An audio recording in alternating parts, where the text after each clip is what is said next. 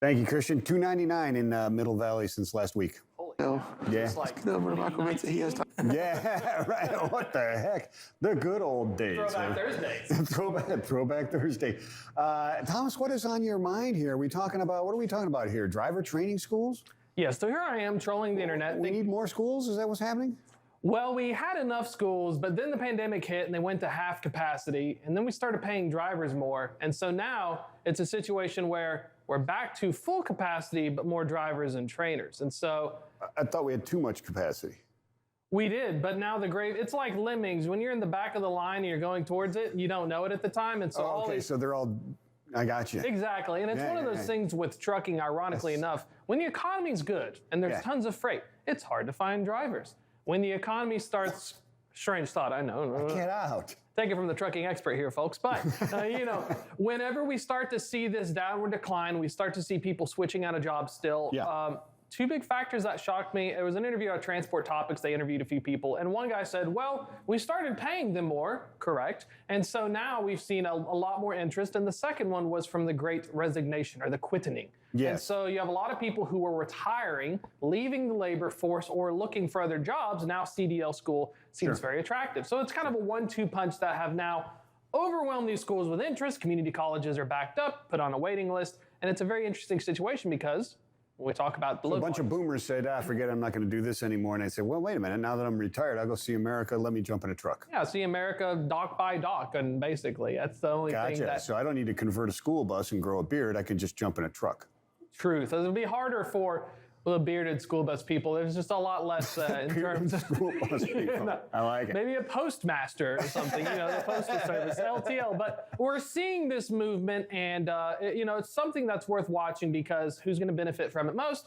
Large trucking companies, because as a large carrier, you have your own schools like, Knight-Swift, Werner, US Express, JB Hunt. Everybody sponsors their own schools and their own pipelines. And so it's going to benefit them first. Smaller carriers, you normally want like 1, 2, 3, 4 years experience. Mm-hmm. So we'll see this continuous movement where they get people matriculating. But it's really going to be the large carriers that are going to kind of see this windfall because they're the ones with most of the schools. They're the ones who offer to pay you back the stuff. The small carriers can't put a bet on you with 6 months of experience. No.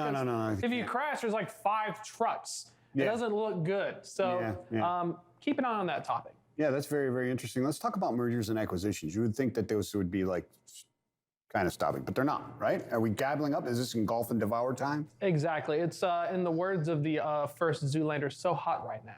So, and it has been because a few interesting things. One of our FreightWaves folks had wrote, I think it was Todd Maiden, was the article. But yes, when that's we're right. looking at the equipment shortages, what do you do with billions of extra dollars and profit windfall, and your shareholders and people are saying, use this money? Well, Heartland, remember, like 2 quarters ago, they got beat up on in earnings. They did great, but they said, Heartland, you have all this money. You need to go buy some things. That's right. So they buy CFI, get an extra like 2,200 tractors, become the 8th largest trucking carrier in the nation. And so, we're seeing this being deployed with Knight-Swift. We're seeing mergers from, Schneider. But what's interesting is there's a dichotomy. Heartland is what we'll call a pure play. They do the trucking, they do the dedicated, but mostly like, over-the-road trucking style, but not like other modes, like intermodal. But when we're looking at like your Schneiders, your JB Hunts, and other folks, they're expanding into intermodal, and they're taking these profits, or we're seeing purchases of LTL carriers. It's a really interesting thing to see because there's a divergence where the largest trucking companies are like, well, I know trucking's good, but when the business cycle changes, trucking's bad. I get yelled at. So I'm going to buy like intermodal or something. Well, yeah, exactly. And it makes sense because even though they're all transporting goods, surface transportation, right? Their cycles are different, right? They're not exactly the same, right? When we saw rail drop and truck will get crazy when urgency was of the essence and getting into the, right? And then the exact opposite start to happen when the urgency dropped low enough so that the gap between price was enough to say, throw it on rail, right? And then rail starts to blow up, right? The same thing with LTL, right? The economy or the freight economy starts to pick up, shipments get bigger, truckloads start to happen, LTL comes down a little bit. And in reverse, LTL comes up as things start to slow down because slower shipments, right? So if you diversify LTL, put those two together and can actually understand that they're two different animals and don't try and run one like the other, which I've seen before, you could do quite well, right? Exactly, and that's what we're seeing. Imagine you're a CEO, you have all this money, and you're thinking, do I want to ride the waves with trucking, or do I want to try and flatten it out? Because like when the trucking cycle goes down, we'll see intermodal still make good we'll see LTL. We're seeing a lot of e-commerce movement where LTL is very defensible. And the reason they make better margins is it's harder to compete. Most small carriers don't have time to buy an LTL cross-docking thing and have your own warehousing staff and your own operational footprint. And the same with intermodal. Nor do they have the expertise to do it. It is a completely different animal. The same thing, LTL going into truckload, it would be lost as well. Exactly. It's just too complicated. So the more complicated it is, the better opportunity for margins. We're seeing large trucking carriers do that through mergers. And also the final note, it's hard to buy equipment. It's really hard to get new OEM orders and stuff, Class 8s. We've talked about it. I put pictures of it all the time. I love graphs, by the way. And so what's one way to do it? Just buy the carrier. It's the same playbook. Well, you know, these guys are average truck age is 2.1 years. Maybe I'm like 2.58. And so I'll gain the extra difference in the equipment. And so that's another way is, you know, if you can't beat them, just buy them. Yeah, I mean, if they've got the right mix of debts and receivables, right, and the book of business is valued at the right thing, then why not buy those assets, right? I mean, you can boost your business quite a bit, right? We've seen it in we've even seen it in maritime. Just talking to JP Hempstead, you know, you have Maersk and jumping into air and inland and all that other kind of stuff, right? And that's not new. Maersk was talking about inland and developing their inland.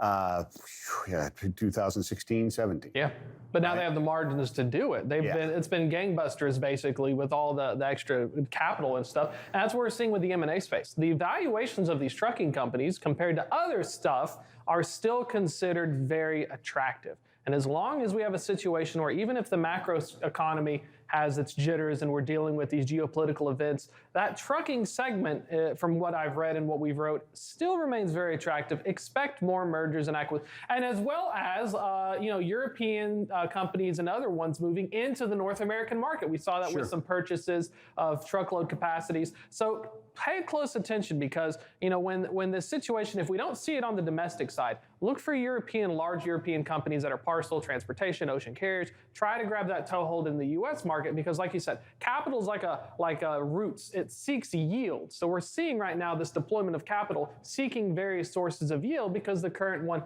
may not be as attractive, which is pure truckload, pure play. Yeah, and you're seeing investment and partnerships growing in the tech space as well. That has not seemed to slow down. Yeah, the freight tech space is going to see a lot more money because right now it's so backwards. Right now we're kind of stuck.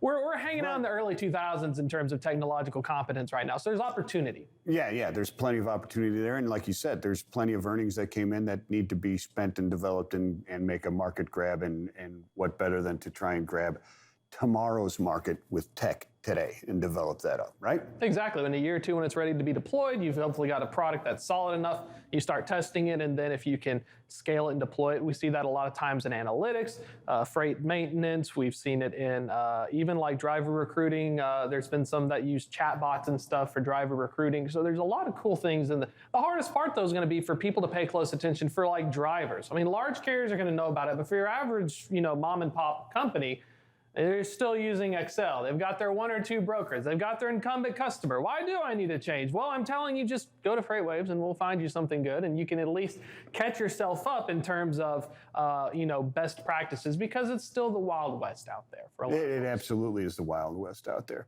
Thank you so much for coming on. We'll talk to you a little bit later. You're going to be on the spot again today, right? Or roundtable? On the spot and roundtable. So I'm quite literally on the spot today. Quite literally on the spot today. Excellent stuff. We're going to take a quick break. And then when we come back, we'll be talking with Bryce Mongen, Director of Legislative Affairs at OIDA.